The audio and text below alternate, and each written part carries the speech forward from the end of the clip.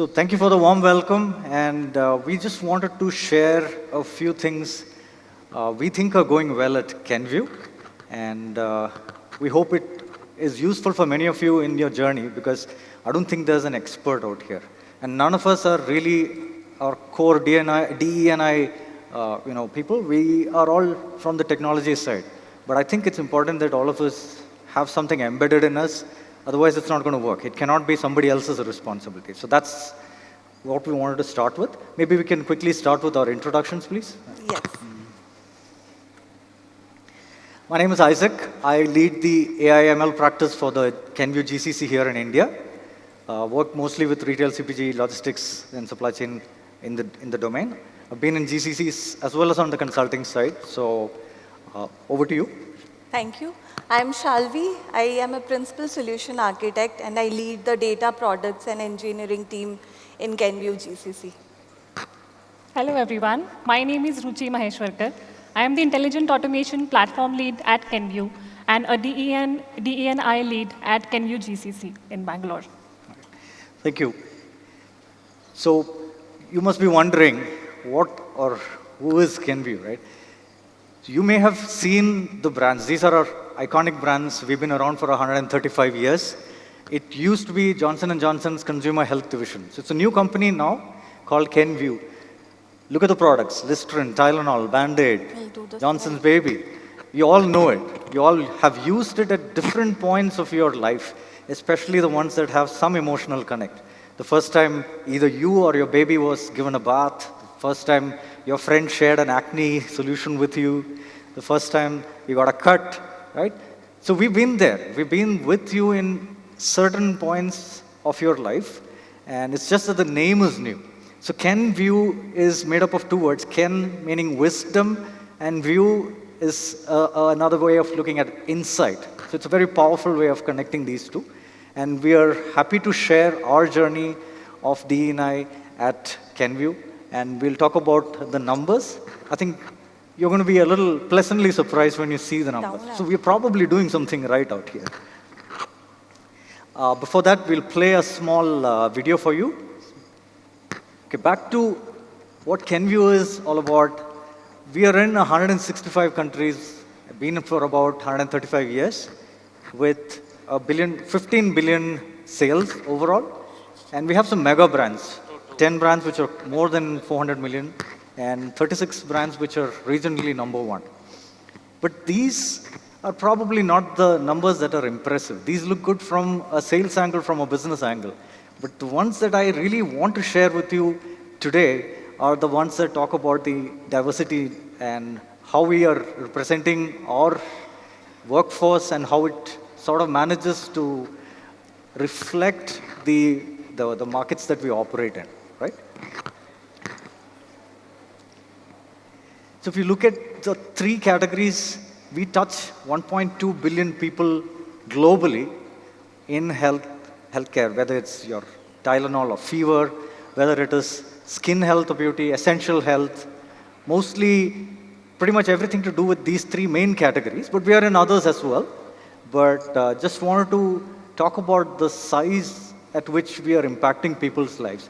And therefore, it's more important that we talk about diversity in such a big company.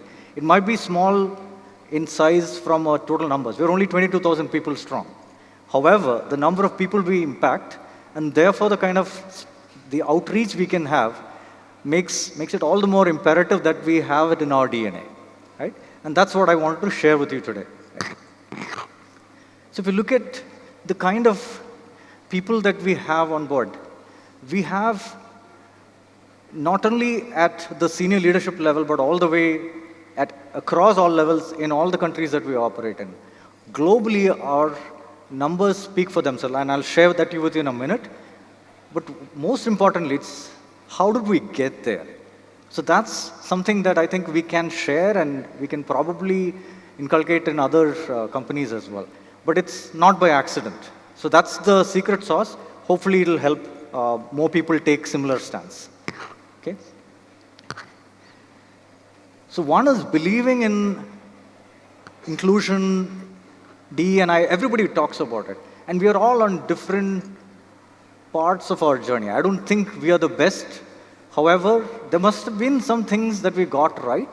And there are, if I compare with some of the places I've been earlier, right, I think the numbers are pretty impressive. Our overall numbers are 50-50. And that's as good as it gets in the marketplace, right?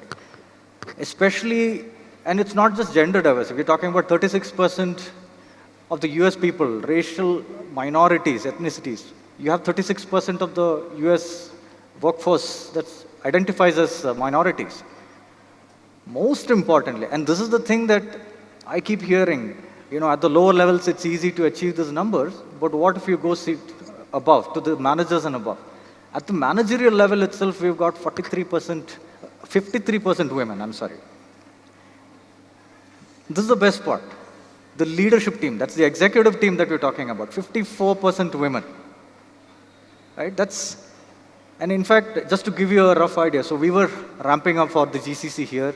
I thought given the data science team and the data engineering team, I thought I did a pretty good number by doing 31% in my team, and I shared the numbers, and I pretty much got dinged for it, right? So we are aspiring to go to 50-50. We're not there yet, but I think we're doing something right, which will get us to that number. And it's something that I believe can be replicated if you have the right kind of support and will. Okay? Next one, please. Next. So in our GCC, we have set up mostly teams on the AI, ML, the data science, data engineering, intelligent automation, but we also have other diverse talents like procurement from the business side, supply chain. We've got people who are on the cloud and infrastructure, software development.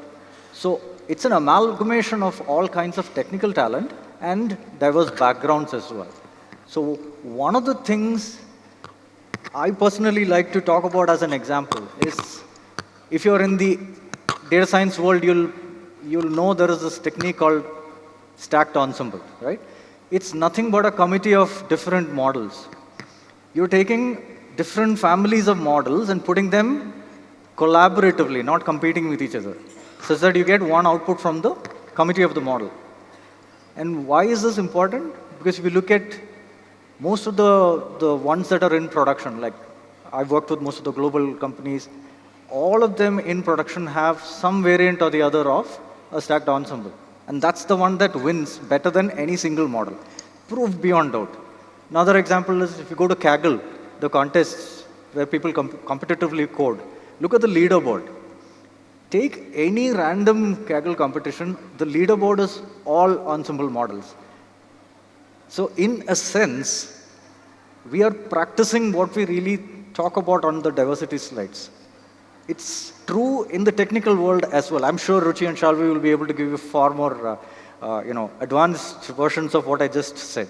So we believe in it, and I think there is something in it. The question is, how did we get here?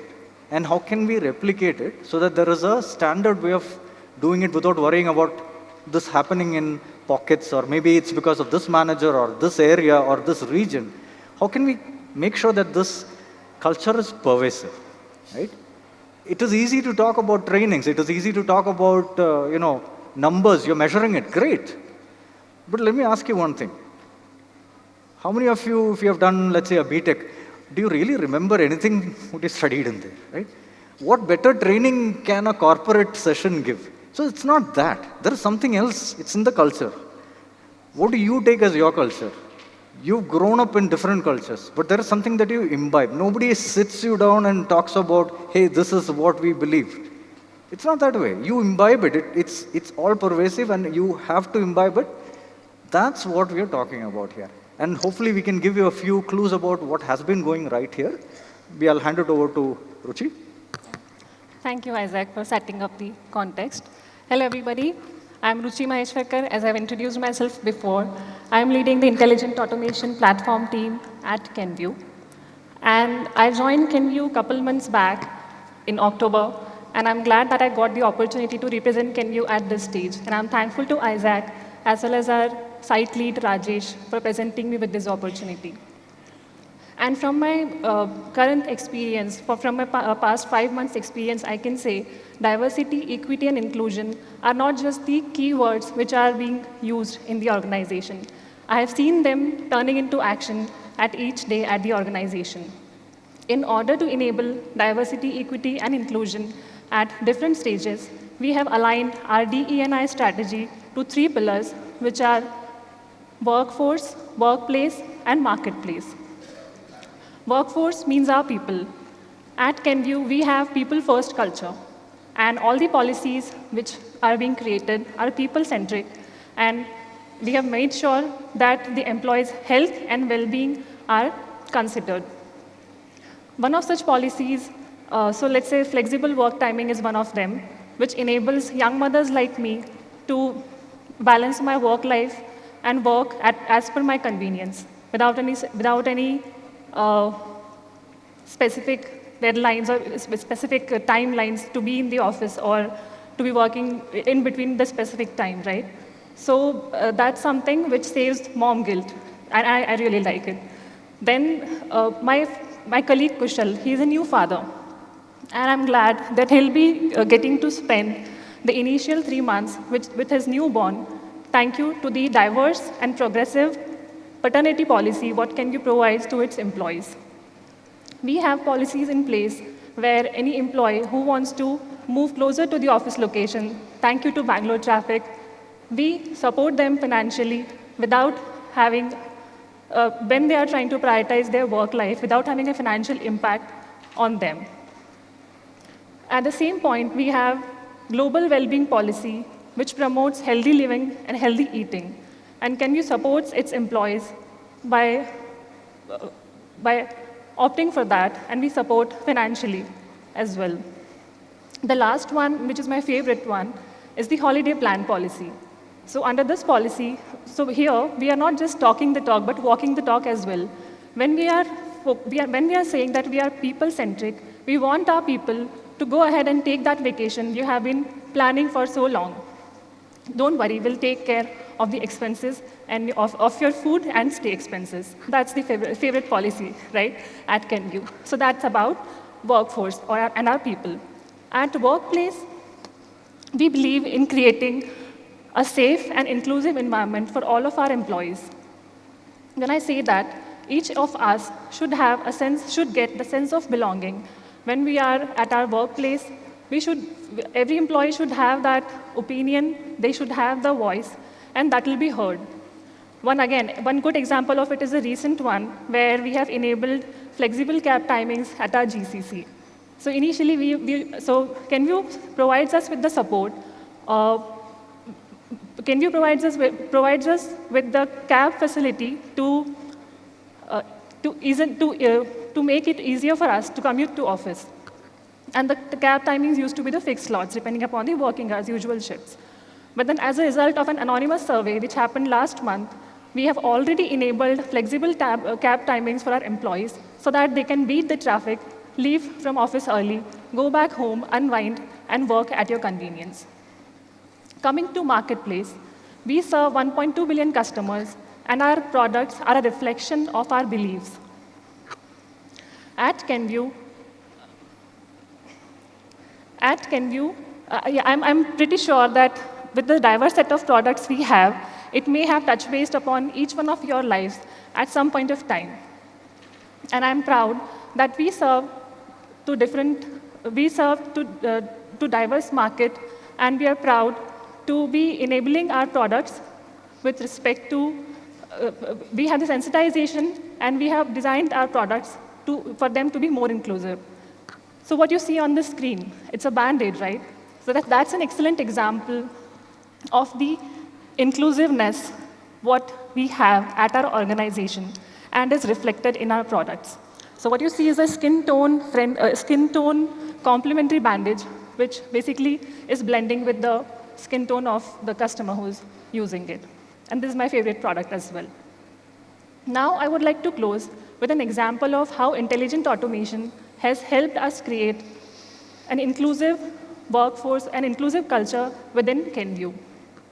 So We have an internal project where we have used intelligent automation and related technologies to create a job description generator, which will save us which will save us hiring teams times and different teams who are spending much time on creating these job descriptions specific to different roles. So now this job generator will do it for you after taking few inputs from you, right? But then the best part here is the job description which is generated by this JD generator would be gender neutral. And that's how we are trying to address inclusive DE&I on the field, basically. So yeah, that's the excellent example, and I would like to hand it over to Shalvi to take it forward from here. Thank you. Thank you, Ruchi. That was insightful. Hi, everyone. So this year, the theme of our International Women's Day was Inspire Inclusion. And at Kenvue, I take the pride to say that we have diversity and inclusion included as part of our culture. There are strong foundations which are laid, which emphasizes on bringing diversity and inclusion into practice. One of it is the Kenvue way. This is the usual way in which we work every day, which prioritizes everyday care. Ruchi just spoke about, like flexible cab timing. So even I benefit out of that. It is just 3 months I'm into Kenvue. And I get a lot of flexibility to work on my own timing and still make an impact. The other thing is Kenvue Promise. Kenvue Promise talks and preaches all about diversity and inclusion, right? This ignites growth, and when Kenvue grows, we grow. When we grow, Kenvue grows. This is the philosophy which we believe in. So there are initiatives and rewards, which is part of it, which safeguards all of these. Now, our people leader, right? They play a very crucial role in enforcing all of these. In their OKRs, diversity and inclusion is also one of the things which they are measured on. So they take it very seriously and they enforce this culture into our everyday work. You would have seen the number which Isaac presented. That is a representation of the culture which we have, right? Now, there are ways in which we do that. So there is a high-performing and highly engaged teams toolkit. This is a guideline based on the best industry practices which guides our people leader and tells them, how they should lead to achieve a high-performing team. And inclusion is one of the key elements here. So going back to the next slide, please. So this is our Kenvue's Impact Network. This is the group which is led by our employee. It is executive sponsored, and people with different, regions come together who shared similar identities, right, and affinities, and they have a common purpose. All of them come, create these focus group, and they work towards a common purpose.